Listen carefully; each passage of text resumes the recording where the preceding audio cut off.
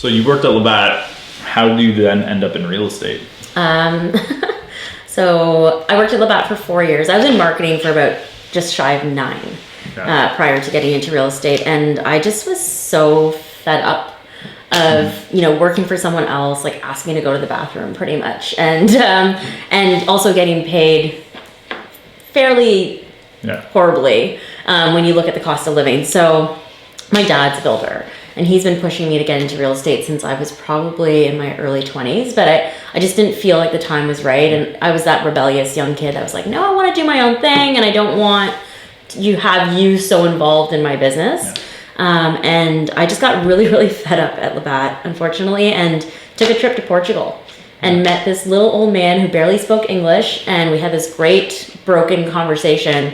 And he was actually the guy that made me realize that, like, it's time to take the plunge. Yeah. I lived at home at the time. It was a great time to do it. He was kind of like, what do you have to lose? You don't have a mortgage. You don't have all these things. Like, now is the time. Take a chance. Yeah.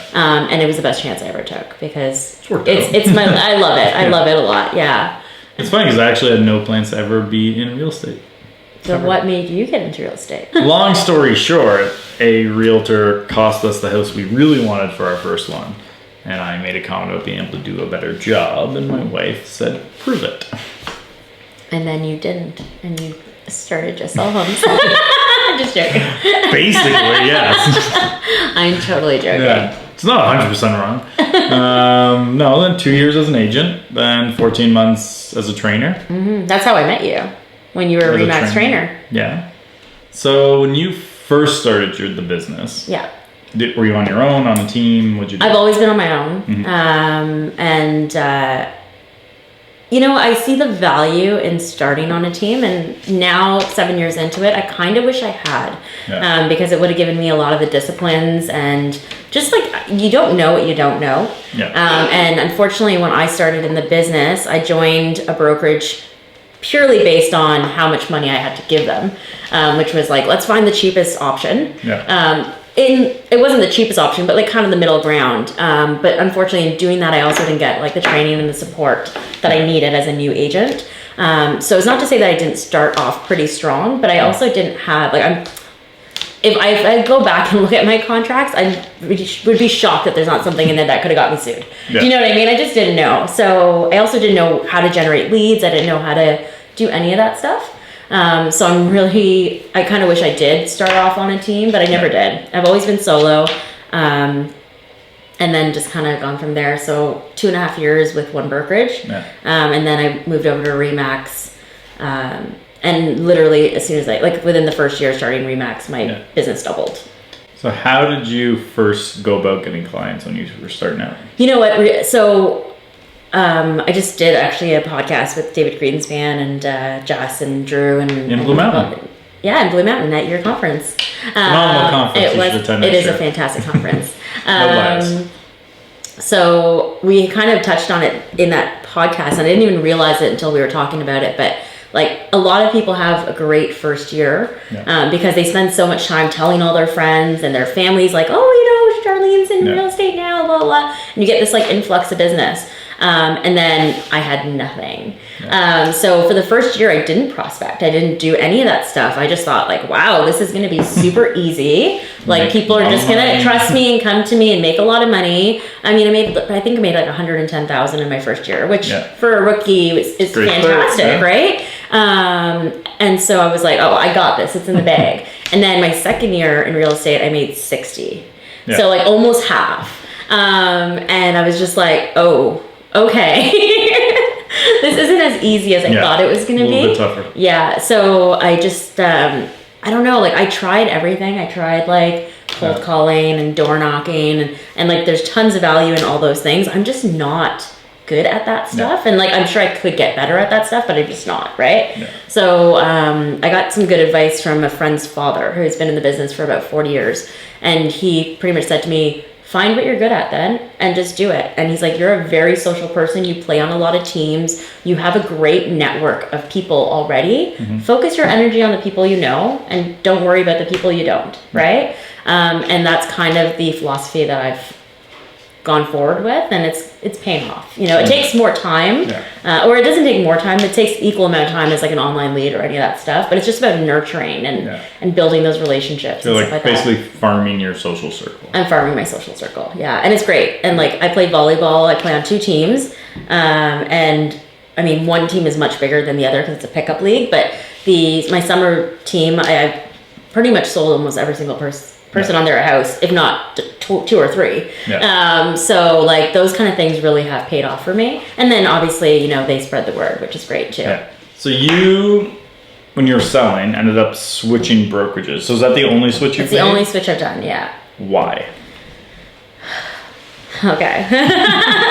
Without throwing, I'm not going to even say where I used to work. I don't want to like do that. But like I said earlier, I kind of chose the brokerage just based on fees. Yeah. And I think a lot of new agents do that because you're new in this business. It's not a cheap business to be in. Yeah. And then you're thinking like, oh, you're going to take how much from me? And even if I make $0, you're taking how much from me? So I went with the cheap and cheerful option, and it didn't end up being so cheerful. It was, I couldn't get a hold of my broker when I needed her. Yeah. I remember going into a multiple offer situation, my first one ever, and she responded to me 2 days later. And so I was like, oh, okay. And there was a couple other things that just kept like compounding. And, I wasn't necessarily thinking of leaving because I just kind of thought that this is what real estate was. Like I didn't know any better, right? I thought it was a very solo business. Like the brokerage as a whole, I feel like the agents weren't very, social with each other. Like I knew like in the 2 and a bit years I was there, I knew like 5 or 6 agents in the entire office, and not very well, right? So finally, someone from Remax actually reached out to me, and I was like, you know what? Like, what does it hurt? I'm just gonna go give it a shot. And so I did that, and it got the wheels spinning on like leaving, and and I kind of wrapped my head around, okay, well now I'm like my production is starting to grow again, and I can see the value. I can see the value in the training, especially in the support. So. I didn't end up going with the brokerage that reached out to me, but I know. Sorry. They should get a commission. They did. They should. It didn't feel like the right fit for me. But then I ended up going out and interviewing with not just Remax. I ended up interviewing Royal LePage as well. And I met my brokers, Ryan and Jody. Yeah. And I fell in love with them. Like. I think it's next week she might be on the show. Perfect. Yeah, no, she's great. Jody, the thing I love about Ryan and Jody is that they are literally yin and yang. Like what I loved was the fact that I knew if I had XYZ problems, like Ryan's your guy. And if I had this, then Jody's your girl. And like it's kind of nice to have that situation. And within the first week of being at my office, I knew like half the office. So like even the culture is completely different. So I know I made the right choice. I'm super, super happy where I am. Now when I get those like recruiting phone calls, I'm like, don't even waste your time. Like you're really wasting your time because I'm not going anywhere. So well, that's good. Well, then, you might end up in management. Yeah, I can kind of see myself going that route one day, potentially. It's just, when I look at what managers do, herding cats. Yeah, agents are big babies sometimes, and They're divas. Yeah, we are, and like I have a lot of respect for managers for sure. Well, I feel like it's really management in any company that stuff comes up. Basically, anytime you get into managing people. Totally. I think that I was reflecting on this, and I think the only difference is when you're managing a regular company, those are your employees. Yeah. And so, there is a little bit of more of a level of respect and stuff like that. But in this situation, fear of losing your job and stuff like that. And like in a real estate world, like we're all like independent contractors, right? So there is a little bit of like a power struggle with the management sometimes, I feel like. And that's where I'm like, oh, like someone's been in the business like 30 years. Like, are they going to want to come to me for advice? Like, I don't, you know what I mean? That's where I struggle with going into that role. But it's definitely something in like my succession plan eventually. Yeah. Do you know what I mean? Your retirement, ease out of the maybe when I start popping babies out or something and I need a little bit more stability. Like, but right now, like I'm gung-ho, like, let's go real estate. Like I want to hire an assistant hopefully in the next like 6 to 8 months. And then like my actual goal is hopefully in the next like 3 to 5 years is to team up with somebody. Yeah. Like I'm not necessarily looking to run a team, but just a partnership, you know? Makes sense. So that's kind of where I'm trying to like, focus my energy. Then you can vacation a little bit easier. And just, and you know that, like, I know that I can't be good at everything. And I would love to find someone that like we have the opposite strengths and weaknesses where we can help each other still run our own kind of business, but then also have our business together, you know? Makes sense. And with teams being like such a popular thing now, like it just makes sense. It's a lot of work. Like I'm very selective now with who I deal with for leases, and like I don't do leases for anybody besides someone that I already know or someone that is referred to me, because it is way more work than. And downtown Toronto, there's a lot of teams that have a dedicated leasing. Because I know when I worked in the suburbs when I sold, and then I moved into Liberty Village, and I was like, maybe I should. And like this, at one point, made a decision we weren't going to move back. We were going to stay in the city. Didn't happen. We moved back. But when we thought we were going to do that, I started looking at, okay, maybe I should start selling here. And I like contacted a couple teams in the area, but like, okay, so basically I think it was, I don't know downtown at all. Yeah. So work with the team for a year to learn it. And every opportunity that people were willing to give me was for leases only. So basically like every lease lead they got would go to me, and they're like, that's how you learn downtown.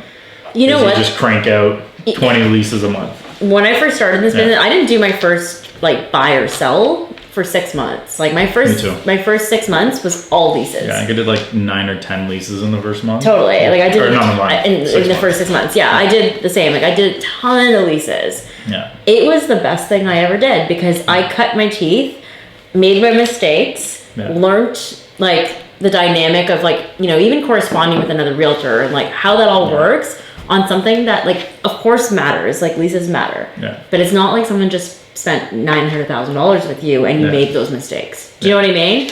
So like it worked out good in that sense, but I can completely understand. And I did learn a lot through that. You learn a lot about the amenities and all that stuff because it's funny, my lease clients ask more questions about amenities. No, they're more work than a sale usually. Than a purchaser does. Well, it's definitely more work than a sale, what I learned. But like the other interesting one is like I did those, and the first listing I got that wasn't being referred to me by anyone was from a lease.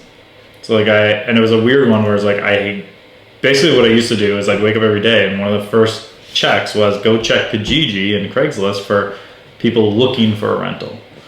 And then I would message them and be like, I can help you find that rental. And one woman's like, yeah, I'm looking for anything in Richmond Hill, $1,000 a month or less. And which is basically, at the time, was basement apartments. I was going to say, does that exist? It was 6 or 7 years ago now. Yeah. And so I went to show her basement apartment and her boyfriend showed up.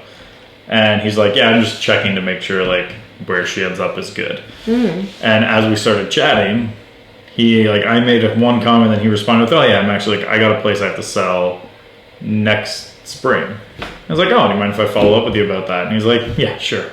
That's fine. Yeah. I think he never thought I would, and I did, and then that led to my first like non-referral based listing. My first ever single client ever in this business was a lease, right? Like we just said. They are still my clients. Yeah. They have leased with me, I think, 3 or 4 places now. They have referred me tons of business. Like mostly leases because that's what they're used to dealing with me with. Yeah. And they're also younger, so that's been their like demographic is what what they're doing.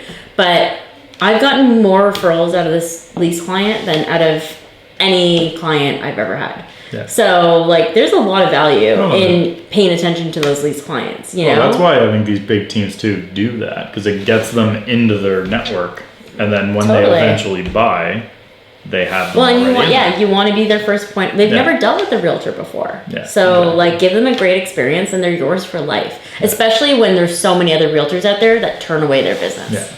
Right? So now that I've said that, I don't do leases anymore. Reminding myself that I just said I only do it now for people, but I just haven't been looking for those lease opportunities like I was before. Yeah. Maybe it's something I should do a little bit more of, you know? Yeah, I think for me, it was like once I started getting busy, I stopped doing less of it. But anytime like I had a gap in my prospecting where I'm like, I hate cold calling, I hate door knocking. Yeah. but I don't mind reaching out to people looking for something because it's such an easy potential conversion that I would just be like, yeah, I can help you find a place. And maybe half of them wouldn't respond, but half would engage with you. 50% is still a really huge conversion rate. It wasn't like conversion rate from the sense of like, I got half of them into a client. Okay, but it'd be like half you have conversations and maybe some you're like, okay, you're actually like just unrealistic or different things like that. For sure. Or they change their mind, they run somewhere else. But like, yeah, like 50% of the people you reach out to when you're doing like the Craigslist Kijiji thing, I was at least having phone calls with and chatting about their stuff. And totally. And you know what I think too? I think a lot of realtors have to realize, especially when you first started in this business, is that like in the Toronto market or in the GTA right now, most of those lease clients are going to net you at least $1,000, right? Yeah. So, and some of them will drain your energy for weeks and weeks and weeks on end. But some of them will go out and see 2 places with you and pick one and rent it. Yeah. So when you worked for whatever you did before real estate, how long did it take you to make $1,000? Yeah. Do you know what I mean? And that's the thing. You walk into this business and you're like, oh, they're a waste of my time and blah, blah, blah. My time is more valuable. But it's like, it's still $1,000 like this, you know? Yeah. That's like the bag you were like scared to buy because you didn't want to put them, you know what I mean? Like I use leases as the numbers change a lot once you start getting into those people who see 20, 30, 40. Totally. But yeah, when you're in that, like, you don't like to show them like 2 to 5 places probably. Yeah, and the thing is when you show somebody 20, 30, 40 and it's a lease, you need to be strong enough to cut them off and be like, I can't, you're never going to be happy with what I show you. Like it doesn't exist, right? Yeah. That's your job is to know when you're being taken advantage of or just being used for rides because it happens too, right? Yeah. But like I've always treated, so when I do my regular business is whatever, but like my lease business, I've always from day one, well, not day one, because that was actually my income for a while. But for me, leases are now they're my pocket change. Yeah. Like, so every time I do a lease, I take that money and put it directly into something that I wanted that I wasn't able or ready to buy. It's just like nice to have money, right? So like I'll put it towards a vacation. I'll put it towards like I said, a purse or something that because it's not a huge chunk of what we make, but it's a nice little like, that's great. Well, early on for me though, that's how I paid my mortgage. Oh, that's what I'm saying. It was my income for a long time, but now I treat my lease money like my pocket money. Yeah. You know? I think it's a way to do it. Do more leases. Why not, right? Not bad. Yeah.